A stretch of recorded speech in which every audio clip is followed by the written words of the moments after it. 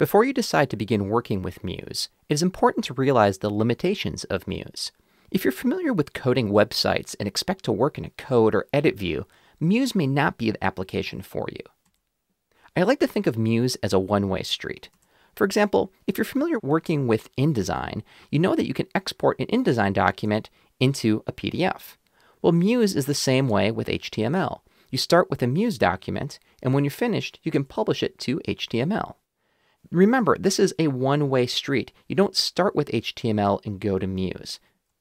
Now, it is possible to go from Muse to HTML. As we know, we can export it.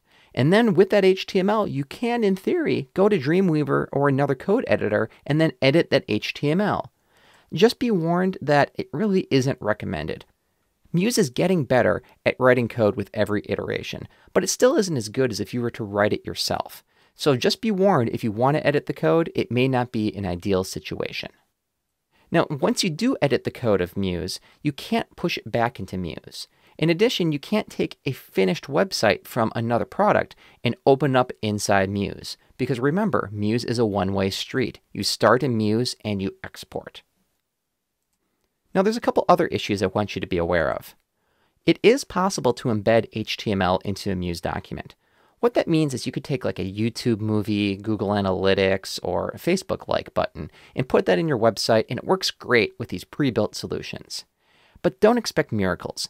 If you happen to be an expert at coding and you find a way to kind of put something in there that you're writing yourself, it may work, but it may not. So don't try to push the limits with it because you may run into some walls. Another common question is, why doesn't Muse have this particular feature, or why doesn't it work this particular way? Well, Muse is still a relatively new application, but it is updating often. In fact, over the past year, they've added mobile sites, forms, and parallax scrolling. If you do have a feature request, I recommend visiting the Adobe Muse forums below. And that way you can leave your feedback and the Muse team can respond, and hopefully we'll see that feature in a future update.